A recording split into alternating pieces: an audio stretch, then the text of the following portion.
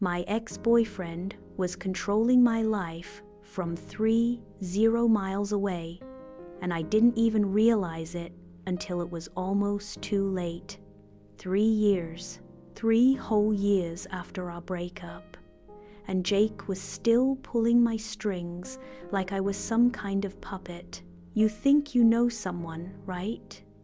You think once it's over, it's really over. But some people never let go.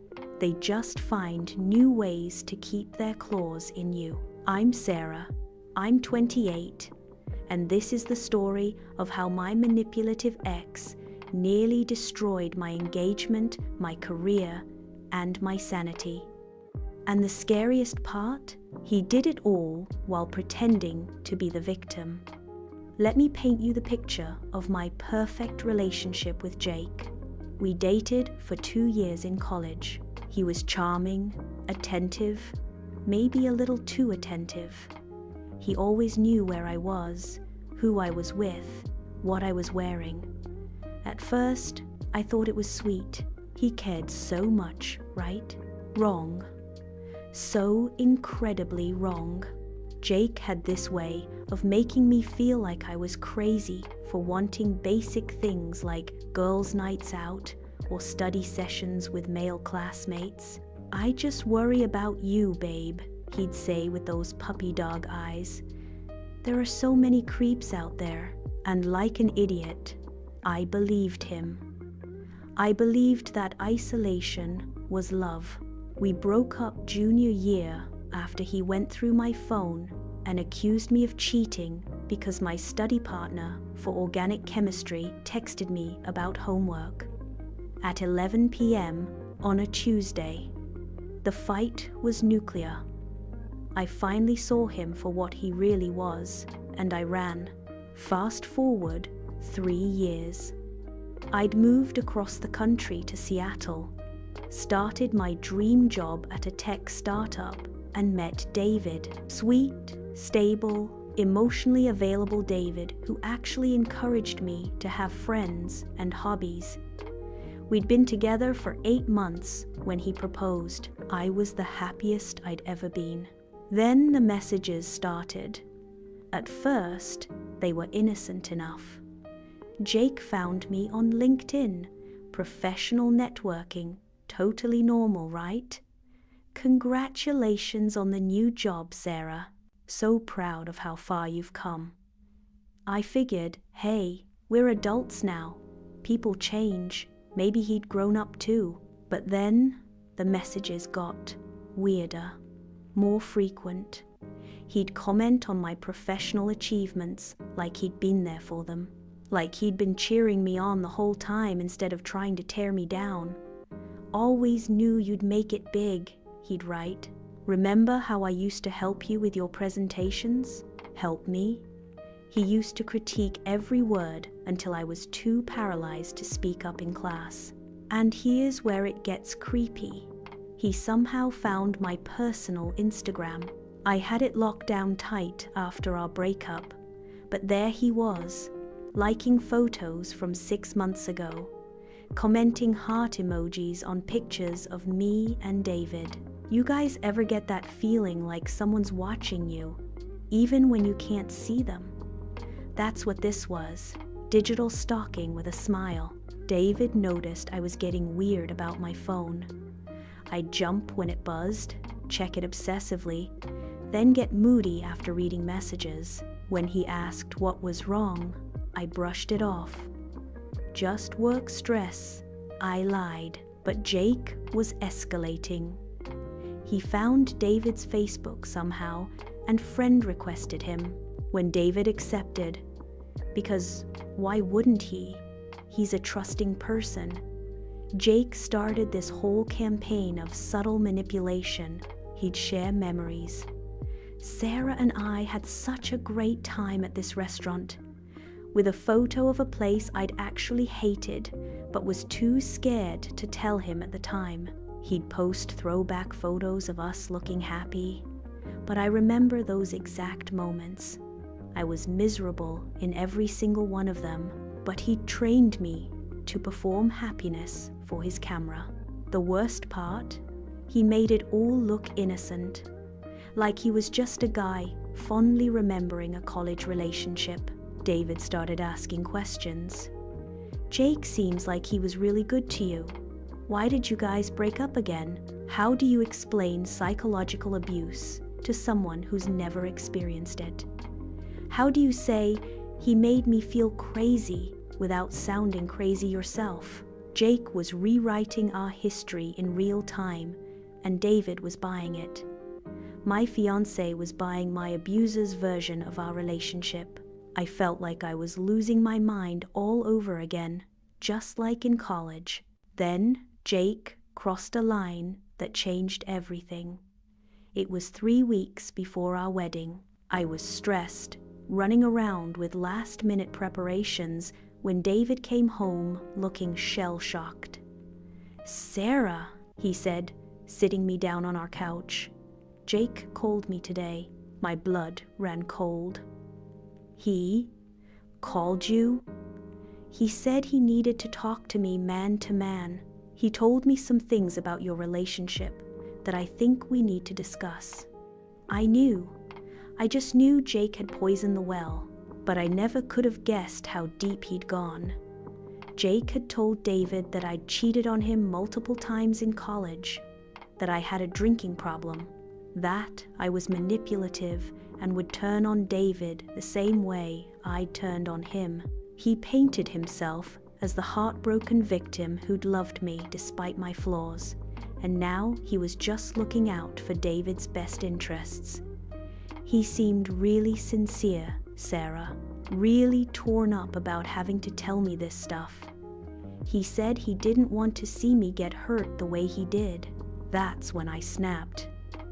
Not at David, at the situation, at the realization that Jake had been building up to this moment for months. Every LinkedIn message, every Facebook comment, every seemingly innocent interaction had been laying the groundwork for this character assassination. But here's the thing about the truth. It has a way of coming out. I grabbed my laptop and showed David everything. Every manipulative text from our relationship that I'd screenshot but never deleted. The emails Jake sent after our breakup, ranging from love bombing to threatening, the voicemails where he'd scream at me for hours, then call back crying and apologizing. "David," I said, my hands shaking as I scrolled through years of evidence. "This is who Jake really is. This is what I've been running from." David's face changed as he read message after message. Jake telling me I was worthless without him. Jake threatening to hurt himself if I didn't take him back. Jake showing up at my dorm at 2 a.m., demanding to know who I'd been with. Jesus Christ, Sarah. This is abuse. Why didn't you tell me? That's when I broke down crying. Because how do you tell someone you love that you're still scared of someone you haven't seen in 3 years? How do you admit that you've been living in fear of a ghost? I was done. 3 years of healing, 3 years of therapy, 3 years of learning to trust myself again, and Jake thought he could destroy it all with one phone call? Not happening. Not this time. David and I made a plan. We were going to document everything and file a restraining order. But first, I needed to confront Jake directly. I needed to take my power back. I called him.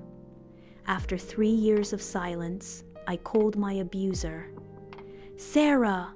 His voice was so sickeningly sweet. "I was just thinking about you. How's David handling the news?" "How am I handling the news, Jake?" "The news that you're still the same manipulative psychopath you were in college?" Silence. Then, "Sarah, I don't know what you mean. I was just looking out for David.